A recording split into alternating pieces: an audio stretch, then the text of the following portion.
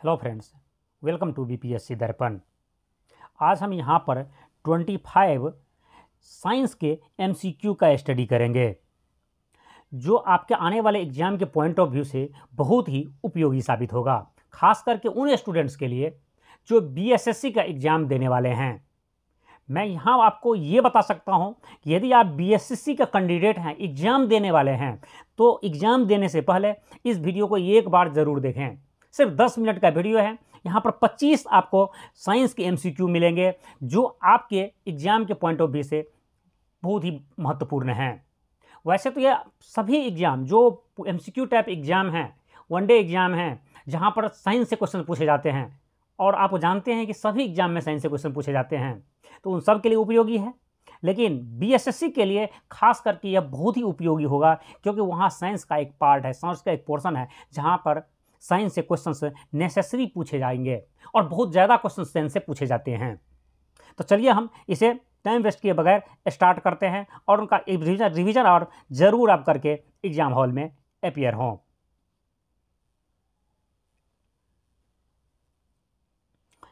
इसका हमारा first question है, सर सीवी रमन ने किस वर्ष में आविष्कार किया जो रमन प्रभाव के रूप में जाने लगा? यह 1928 ईस्वी में सीवी रमन जी ने, जो भारतीय भौतिकी के साइंटिस्ट हैं, फिजिक्स के साइंटिस्ट हैं, जिन्होंने 1928 ईस्वी में रमन प्रभाव का खोज किया, जिसकी वजह से उसे 1930 में भौतिकी का नोबेल पुरस्कार दिया गया। दोनों ही क्वेश्चन याद रखेंगे। नेक्स्ट है, काकरापारा परमाणु शक्ति केंद्र स्थित है, मतलब काकरापार परमाणु शक्ति केंद्र कहाँ पर स्थित है? यह गुजरात राज्य में स्थित है। निम्नलिखित में से किन विकल्पों में केवल थर्मोसेटिंग प्लास्टिक उपस्थित होते हैं? तो इसके लिए आंसर होगा आपको ऑप्शन डी, बैकेलाइट एवं इपॉक्सी रेसिन। नेक्स्ट क्वेश्चन देखते हैं, आयोडीन की कमी आमतौर पर में रहने वाले लोगों में होती है, मतलब आयोडीन की कमी निम्नलिखित में से किन जगहों पर रहने वाले लोगों में आमतौर पर होती हैं? तो यहाँ पर आपको ऑप्शन चारों देखना होगा, ठीक है। इससे आपको पता चल जाएगा कहाँ पर आयोडीन की कमी होती है। समुद्र किनारे के क्षेत्रों में रहने वाले, तो यह ऑप्शन होगा, नहीं होगा। पहाड़ी क्षेत्रों में, ऐसा माना जाता है कि पहाड़ी क्षेत्रों में रहने वाले लोगों में आयोडीन की कमी होती है, इसलिए आंसर होगा ऑप्शन बी। चिकनगुनिया के रोग के कारण इनमें से कौन है, मतलब चिकनगुनिया इनमें से किसके कारण होता है? आपके पास ये चार ऑप्शन है, जीवाणु, विषाणु, प्रोटोजोआ और कुकुरमुत्ता। आंसर उसका ऑप्शन बी, वायरस के वजह से, विषाणु के वजह से होते हैं।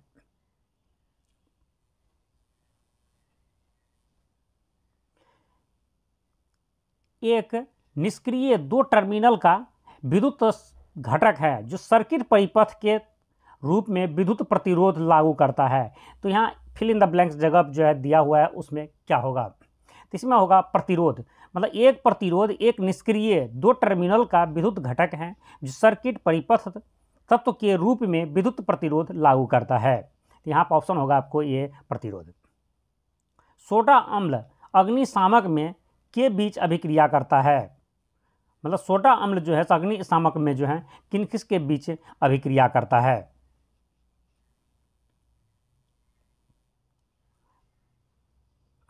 तो इसका आंसर होगा आपको ऑप्शन बी, सोडियम बाइकार्बोनेट और सल्फ्यूरिक अम्ल के बीच में यह अभिक्रिया करता है। नेक्स्ट क्वेश्चन हमारा है, लेसर किरण पुंज का प्रधान लक्षण है? तो यह है ऑप्शन ए, कला संबद्ध विकिरण।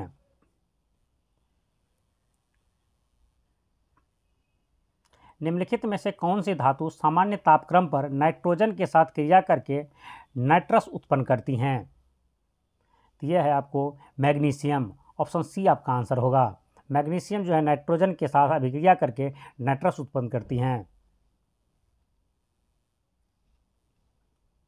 एक प्रतिरोध में से होकर प्रवाहित धारा 4 गुना वर्धित हो जाता है, विकसित ऊष्मा बढ़ जाएगी, मतलब एक प्रतिरोध से होकर जब प्रवाहित होती है धारा तो 4 गुना वर्धित हो जाती है, तो विकसित ऊष्मा कितना गुना बढ़ जाएगी? ये आपका आंसर है, तो 16 गुना। एक विद्युत तापक की कुंडली किससे बनी होती हैं? तो यह नाइक्रोम से बनी होती हैं।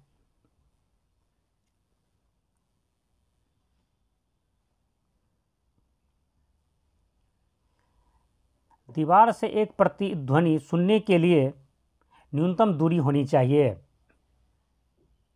इसके लिए न्यूनतम दूरी होना चाहिए 17.2 मीटर। यह जो एक ध्वनि किसी ध्वनि को एक स्थान पर जाने और किसी चीज़ से टकरा कर वापस आने के बाद जो आवाज़ हमें सुनाई देती है उसे हम जो है प्रतिध्वनि बोलते हैं। और इसके लिए जो मिनिमम डिस्टेंस है वो होना चाहिए 17.1 या 17.2 मीटर। 1 भी होता ऑप्शन में तो आप लिखते, मीटर में होनी चाहिए। 17.1 या 17.2 मीटर ये डिस्टेंस होनी चाहिए। इतनी दूरी तय करिए किसी चीज़ से टकराने के बाद आवाज़ जो वापस आता है, जिससे आप कभी कभी पहाड़ों में जाकर आप ज़ोर से बोलते हैं तो आपकी आवाज़ सुनाई देने लगती हैं। तो इसके लिए कम से कम डिस्टेंस इतनी होनी चाहिए।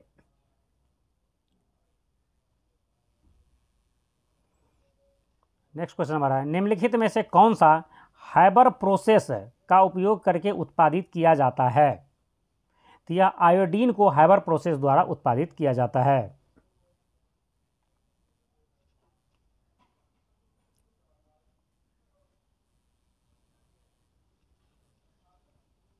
निम्नलिखित में से कौन सा विकल्प लेड का चिन्ह है?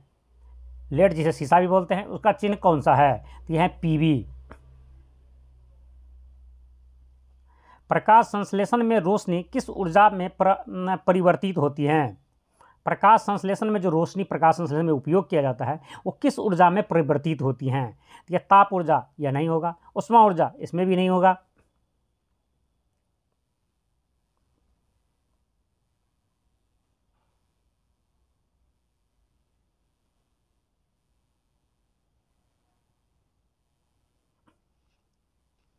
यांत्रिक ऊर्जा, उसमें भी नहीं होगा। रासायनिक ऊर्जा, ये आपका आंसर होगा। आंसर होगा रासायनिक ऊर्जा, ऑप्शन डी। निम्नलिखित में से किस में सर्वोच्च विशिष्ट ऊष्मा का मान होता है? मतलब जो 4 ऑप्शन दिए उनमें सबसे ज़्यादा विशिष्ट ऊष्मा किस में होता है? तो ये होता है जल में। जल के विशिष्ट ऊष्मा है कांच, तांबा, शीशा में सबसे ज़्यादा है। देखिए यहाँ पर मैं आप लोगों को एक बात और बताना चाहता हूँ, यह वीडियो आपको जो बीएसएससी के एग्जाम देने वाले उसके लिए तो इंपॉर्टेंट है ही, एक रिवीजन हो जाएगा, साथ से साथ सभी आने वाले एग्जाम के लिए इंपॉर्टेंट होगा। खास करके जो बीएसएससी के मेंस जो स्टूडेंट देंगे, बीपीएससी के एग्जाम देंगे और बिहार दरोगा का देंगे, उनके लिए भी बहुत उपयोगी होगा।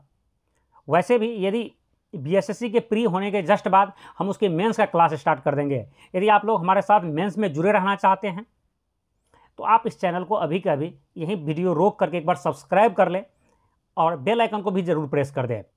इसमें आपको कोई पैसे नहीं लगना है, कोई चार्ज नहीं लगना है, और आप हमारे साथ जुड़ भी जाएंगे। जो भी हम वीडियो अपलोड करेंगे आप तक आसानी से पहुंच जाएंगे। इस वीडियो के बाद या साइंस के वीडियो के जस्ट बाद हम करंट अफेयर्स का एक टॉपिक आपके लिए अपलोड करेंगे।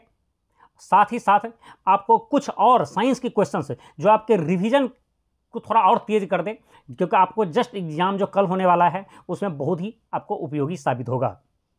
चलिए हम आगे देखते हैं। आप रिवीजन के लिए हमारे साथ तैयार रहें। हम जस्ट आपको साइंस का और करंट अफेयर्स का वीडियो अपलोड करेंगे जो आपको बहुत ही फायदा पहुंचाएगा कल के एग्जाम में। विकृति विज्ञानी प्रयोगशाला में प्रयुक्त सूक्ष्मदर्शी कौन सा प्रतिबिंब कैसा प्रतिबिंब बनाता है? ये होगा आपको आंसर ए, आवर्धित, आभासी, सीधा और ऊर्ध्वशीर्षी, मतलब सीधा को ही ऊर्ध्वशीर्षी प्रतिबिंब बोलते हैं।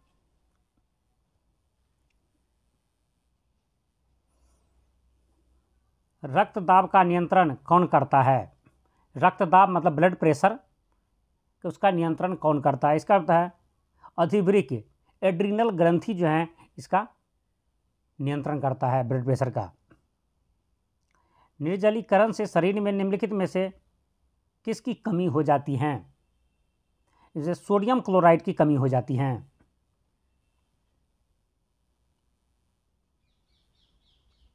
किस द्रव्य की रिलेटिव डेंसिटी मानक उपकरण का नाम क्या है? मतलब किसी द्रव्य की रिलेटिव डेंसिटी जो मापक है, जो उससे मापते हैं, उस उपकरण का क्या नाम है? तो ये है आपको हाइड्रोमीटर।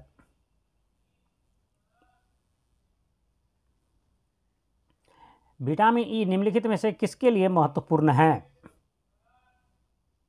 इसके लिए है विटामिन ई जो है सो ये महत्वपूर्ण है लिंग ग्रंथियों की सामान्य क्रिया के लिए।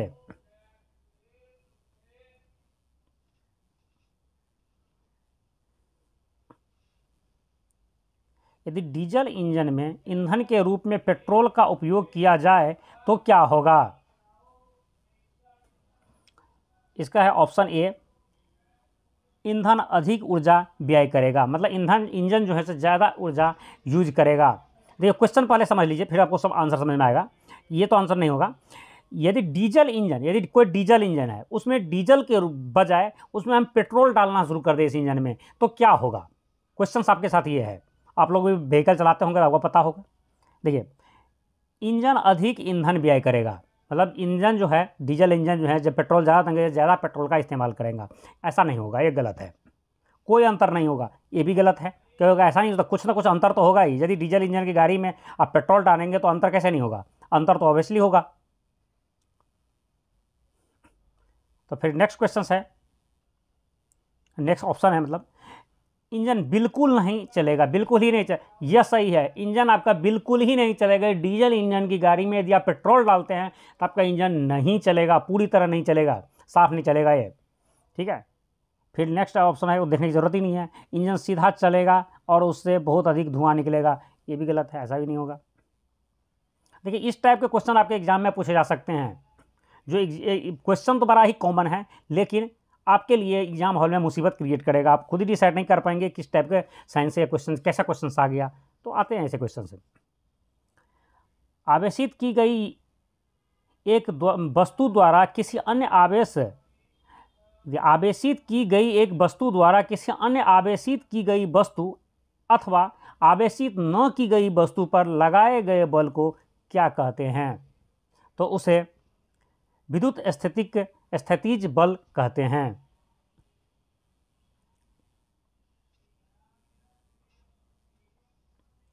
निम्नलिखित में से कौन सी प्रक्रिया प्राकृतिक जल विज्ञान हाइड्रोलॉजिकल अथवा जल चक्र का भाग नहीं है?